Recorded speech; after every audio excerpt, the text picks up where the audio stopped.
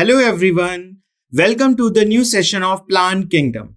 In this session, we are going to study about bryophytes, and this is the third part of this chapter. Okay, so what are bryophytes? Bryophytes are a name given to a plant that do not have vascular tissues. Okay, so they are also called as non-vascular plants. They are devoid of vascular tissue like xylem and phloem. They are found in the moist habitat in which the multicellular diploid sporophyte lives as a parasite. So they are always found in the moist habitat. Their habitat is moist. Availability of water is very important for it. Okay, and there is two stages in their life cycle. That is, one is called as gametophyte and another one is called as sporophyte. Now this gametophyte means haploid. They are haploid in structures. And this sporophyte is diploid in structure. So they are found in moist habitat in which multicellular diploid sporophyte lives as a parasite. So this stage, sporophytic stage, is of short duration. So main plant body of this plant is gametophyte. Okay, so we will study more about it. They have no wood to lend them a structural support. So they do not have any structural support, and they have large leaves or the showy cones or flowers. So they do not have any large leaves or the showy cones or the flowers like structure. Plants is small and seldom attain a great length or a height. So this plant is very small, okay, and they do not have a great height even. Roots are absent, instead rhizoids occur. So true roots are totally absent. Instead, hairs-like structures are present which are called as rhizoids. And these rhizoids in some plants, it is unicellular. In some of the individuals, they are unicellular, where in some cases, they are multicellular structure. Okay. So this is about the what is bryophyte. Now we will study about the characteristics of the bryophytes. So bryophytes are gametophyte dominant, means the two stages are there. Gametophyte stage and so here in the diagram you can see the gametophyte stage and the sporophyte stage. But which one is the dominant? Gametophyte stage. Dominant means the major part of their life cycle is gametophyte, and sporophyte is just a stage.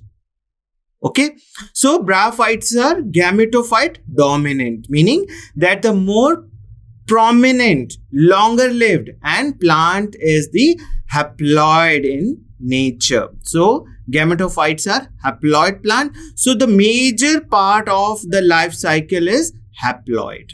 They have diploid sporophyte that appears only occasionally and remain attached to and nutritionally dependent on the gametophyte. So the gametophyte is providing nutrition to the plant. Okay, it provides nutrition to the plant, and this sporophyte structure is attached to the gametophyte. This means sporophyte lives as a parasite on an independent multicellular haploid gametophyte. So haploid gametophyte, they can do the process of photosynthesis, okay, and they are independent structure. They are quite independent structure.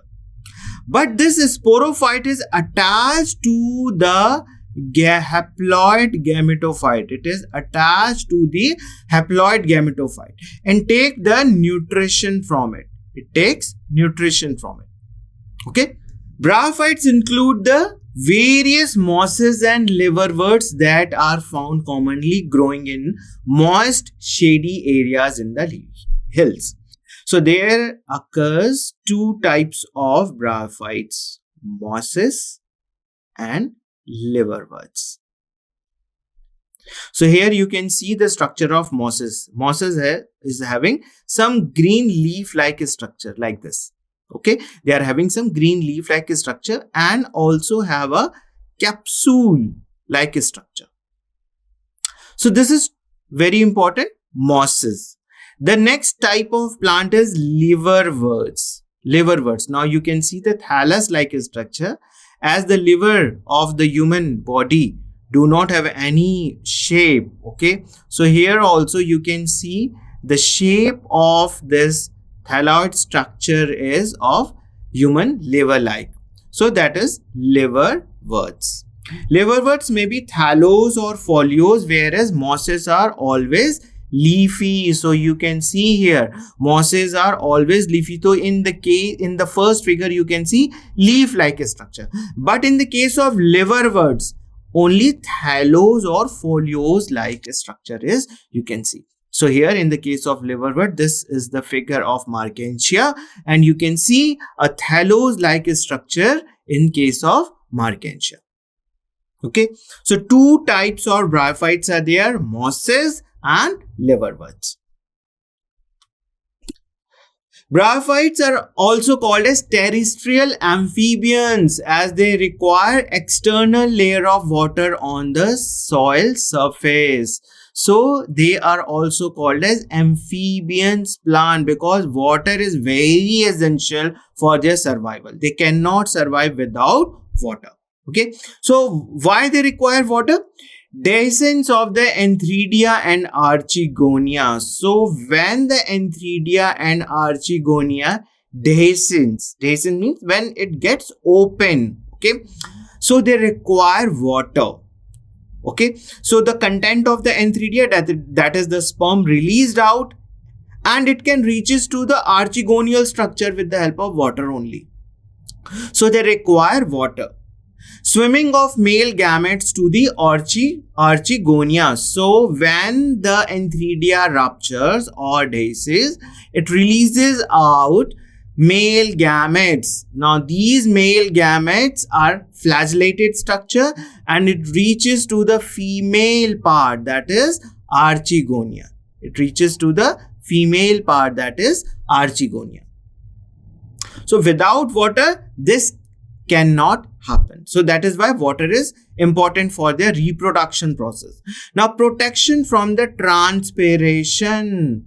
Okay, so when the plant is there and it's having exposed to sun, okay, so all the water can evaporate or evaporate from the surrounding and transpire from the plant body.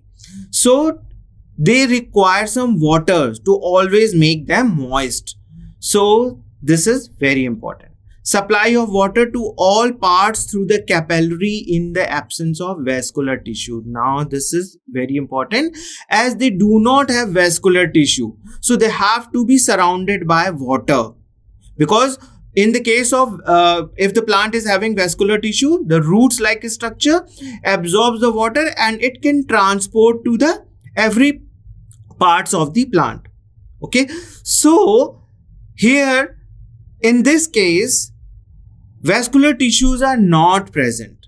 Okay, so they require the water from the outer environment from their body and they absorb it from the body surface.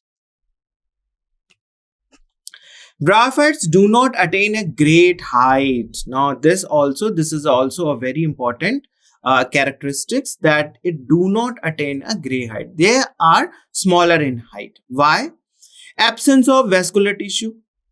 Okay, if the plant is so thick or it attain a greater height, then how the water can reaches to the upper part of the plant. So, and they do not have vascular tissue. So the plants are always remain small in size because it is difficult to translocate water in the body structure. Absence of roots. No true roots is present. So absorption of water is also affected. Absence of cuticle on the plant body. Now cuticle helps to minimize the rate of transpiration. So that is also not present. So the rate of transpiration is very high in such a delicate plant. Absence of mechanical tissue. No mechanical tissue is there. Requirement of external sheet of water for the capillary conduction to all parts and transport of male gametes. So these are the certain characteristics on the basis of which we can say that the bryophytes attain a very small height due to these reasons. Now, if we classify the bryophyte plants on the basis of their structure, so there are three different types of bryophytes, namely Hepaticopsida, Pteridophytes, Bryopsida. So they are also called as Hepaticopsida is also called as Hepaticae or simply liverworts, as we have seen in previous slides. Ceratopsida, it is also called as anthocerot or hornworts. Hornworts because their sporophyte structure is like horns. Okay. Bryopsida, they are also called as Masai or mosses. So one by one, we will see some of the characteristics of these three different classes of bryophytes. The first one is Hepaticopsida. The thallus is dorsiventral flattened. Okay, so if the thallus structure is like this, the upper surface is called as dorsal surface. This is dorsal surface. And the lower surface is called as ventral surface. So that is why it is called as dorsiventral flattened structure. Dorsiventral flattened structure. Having unicellular rhizoids. Now at the ventral surface, they are having hair-like structure which is called as rhizoids, and they are unicellular, single cell, made up of single cell. Rhizoids are made up of single cell. Multicellular scales. Now they also have one more structure which is called as scales. Now these scales are made up of multi-cells. So that is why it is called as multicellular scales. They are made up of many cells. That is why they are called as multicellular scales. Occur on moist and shady habitats like marshy grounds, damp soil, water banks, bark of trees. So where they are found, these Hepaticopsida are generally found in the marshy ground, always having water, damp soil. This soil is also having water in it, water banks, and bark of trees. Some of the examples are Rixia, Markensia, Porella, and Pellia. So these are the examples of Hepaticopsida. Vegetative reproduction.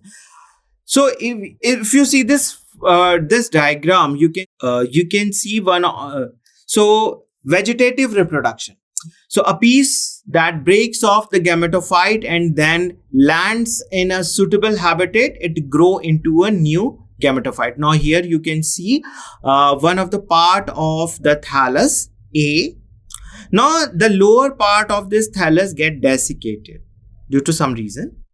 Okay. Now you can see a structure like this. These two parts breaks up. Okay. One part is this and one part is this. Later, they get soil, they get water, and they grow into a new plant individually.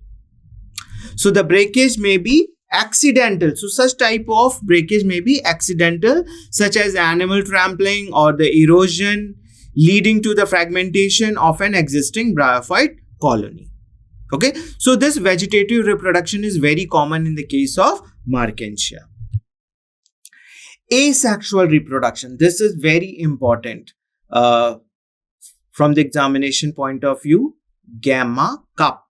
So development of adventitious branches, which is also called as gamma cup. Now here you can see on the dorsal surface of the thallus, a cup-like structure like this. A cup-like structure develops. Okay. So when this cup-like structure is detached from the thallus and get attached to a new substratum that give rise to a new thallus even. Okay, so gamete are the means of asexual reproduction found in many bryophytes, for example, liverworts. So it is very common in the case of liverworts. Mature gamete get separated from the parent plant and dispersed with the help of water. So here you can see the structures of the gamma cup. Sexual reproduction. Antheridia are specialized structures within the male gametophyte where the male gamete sperms are produced. So here you can see male thallus. Structure B is showing the male thallus. Now on the male thallus, you can see a stalk-like structure which is called as antheridiophore.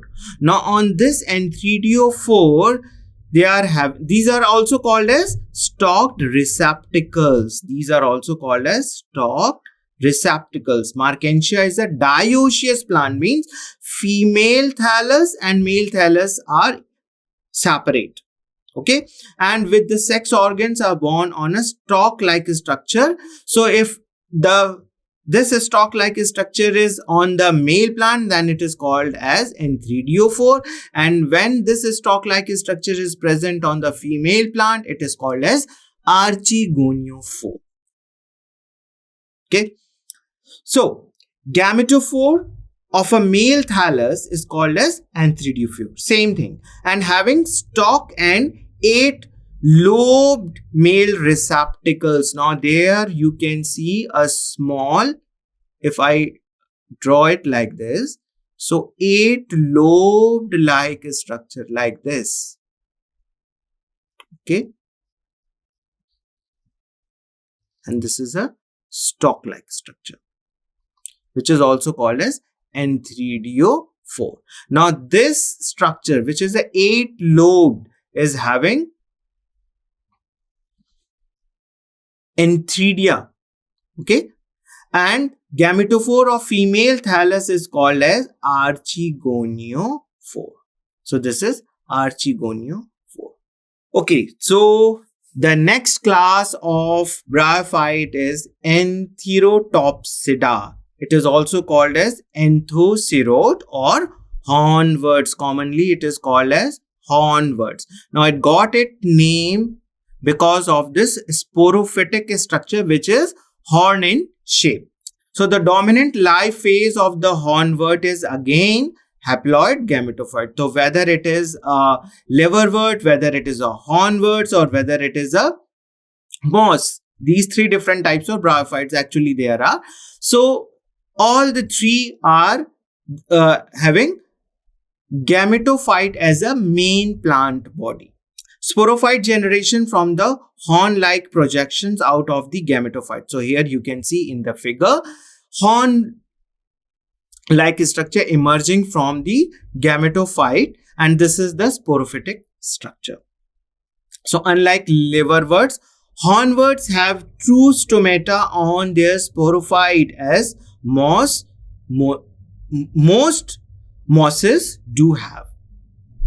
So mosses have a stomata at the sporophytic structure. In the same way, hornworts also have a stomata at this structure. Whereas liverworts do not have a stomata-like structure at its surface. So in this class, asexual reproduction takes place under the unfavorable condition. They reproduce asexually by the vegetative propagation by the means of fragmentation, as we have seen in the case of Hepaticopsida.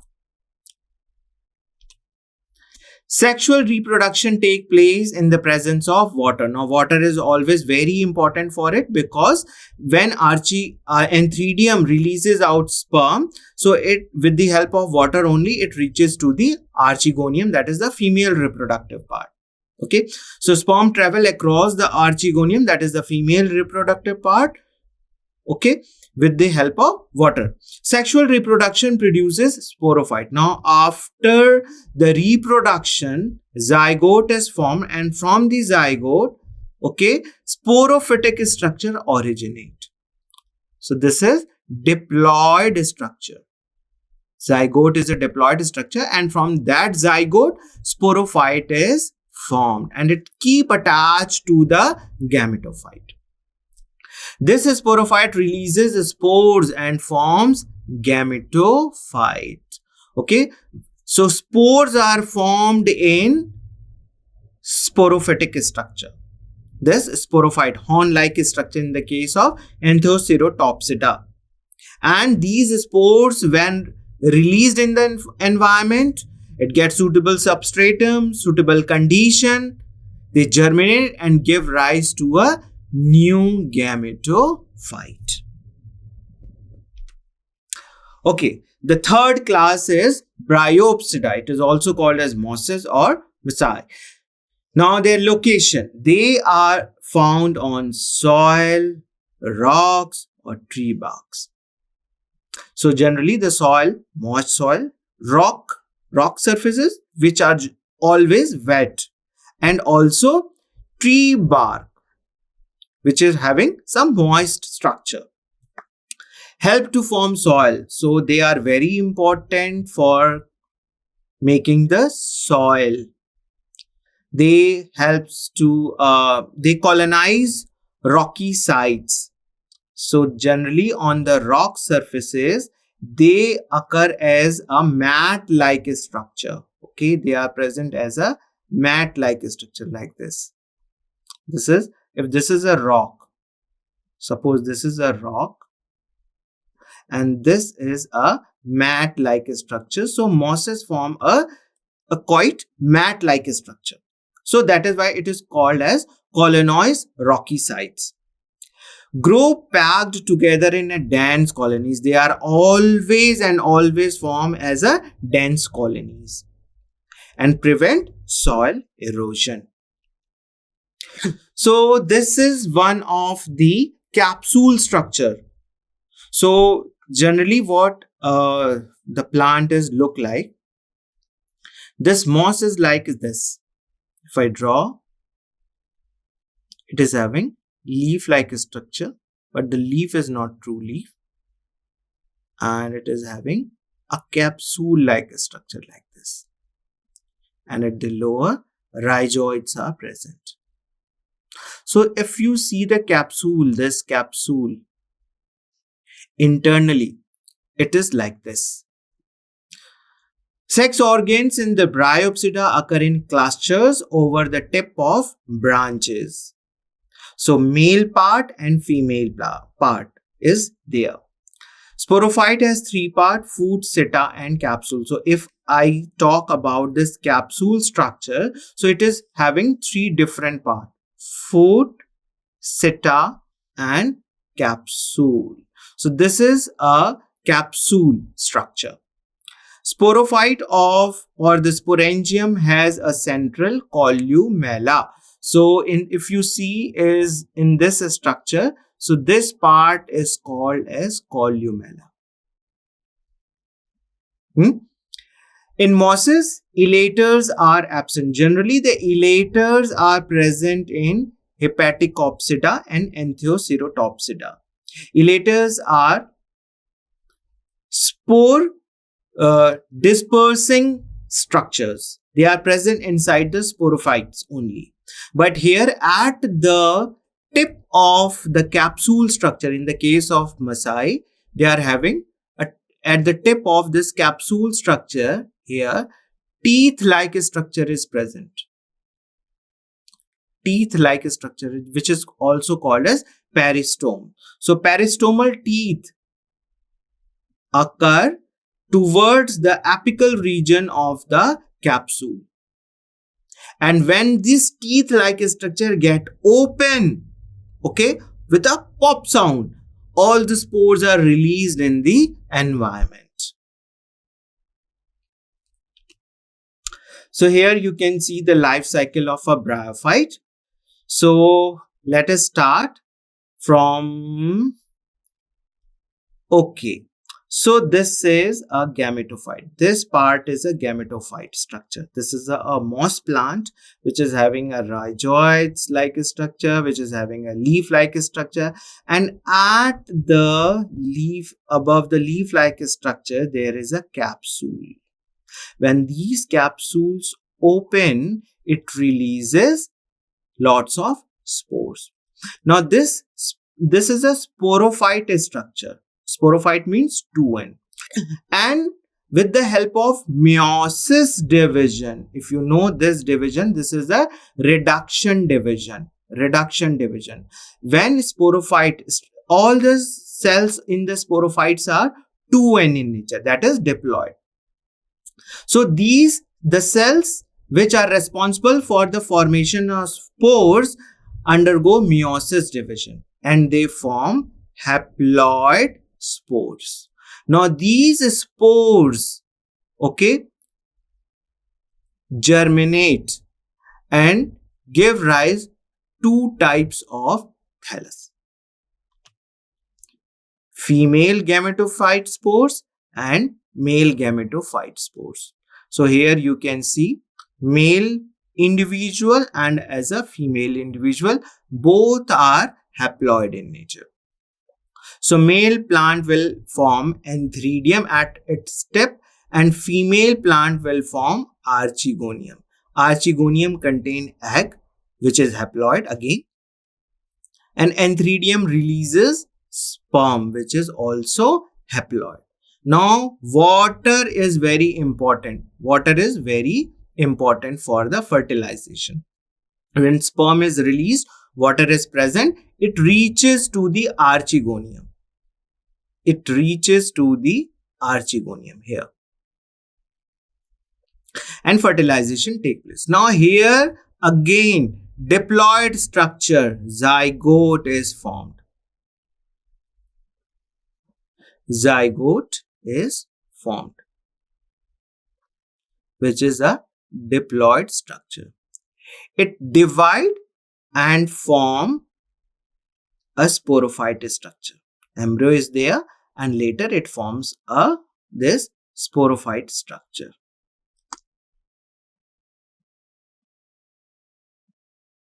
Like this. So this is the life cycle of bryophytes. Now here you can see this sporophytic generation is of very small duration. Okay. The major life cycle is haploid. So that is why the main plant body of bryophyte is considered as a haploid. Life cycle is characterized by the alternation of generation, that is gametophyte and sporophyte. So there is a gametophytic structure, there is again sporophytic structure. So the dominant and most recognizable stage of the bryophyte is the haploid gametophyte. Though we have already discussed about it, that the main plant body of the plant is haploid gametophyte. The gametophyte is having the sexual stage and produces both male and female gametes. It's having antheridia and archegonia. So antheridia give rise to sperms and archegonia give rise to egg. So when there is a fertilization, they form zygote. So male gametophyte antheridium produces sperm cells within the structure called antheridia, and female gametophyte archegonium produces egg cells within the structure called archegonia. Now, water is required for sperm to swim and reaches to the egg. And there occurs the fertilization process. Now, the zygote develops into a sporophyte. The zygote divide, embryo is formed, and it develops into a sporophytic structure. Now, this sporophyte is having food embedded in the gametophyte. Its food is embedded in the gametophytic tissue and absorbs the nutrition from the gametophyte. It is having a stalk-like structure, okay, and capsule. So, food, seta, and capsule. This is the three part of the sporophytic structure. So meiosis within the sporangium results. So this is very important. Where does the meiosis occur? Meiosis occur in the sporophytic structure, and it produces again haploid spores. Now these haploid spores germinate and give rise to a new haploid gametophyte structure. So there are many ecological importance of bryophytes. Bryophytes are the pioneer of the land plant because they are the first plants to grow and colonize on the bare rock and lands. Okay, so they are the first plant that can grow on the bare rock surfaces or even on the land surfaces. So that is why they are called as the pioneer of the land plants. Soil erosion. Bryophytes prevent soil erosion. Okay, so the lots of mosses are present at as a mat-like structure over the rock, over the soil, and they do not allow the water to take away the soil, uppermost soil. So they minimize the soil erosion. They also act as a soil binders even. Mosses grow in a dense strands forming a mat or the carpet-like structure that prevents soil erosion. Again, so they also help in soil formation. They take part in binding soil in the rock crevices and formed by the lichens. So lichens and bryophytes, they together bind the soil, okay, and helps in the formation of soil. They are present in the crevices of the rocks and helps in the formation of soil. Water retention. Sphagnum can retain 18 to 26 times more water than its weight. So they can retain the water. So that is also very important as an ecological point of view. Some of the bryophytes provide as a food. They are used as a food. Mosses are the good source of animal food in the rocky and snow-clad areas. Some of the bryophytes also used as a medicinal purposes. So like Polytrichum commune is used to remove kidney and gallbladder stones. Formation of peat. Peat is a dry cut as a cakes for use as a fuel, and peat is a good manure even. It overcomes the soil alkalinity and increases its water retention as well as the aeration. On distillation and the fermentation yields many chemicals even. So this is very important. Formation of peat. Some of the bryophytes form the peat-like structure. So this is all about the bryophytes. In the next session, we will meet again with a new class of this. So this is all about the bryophytes.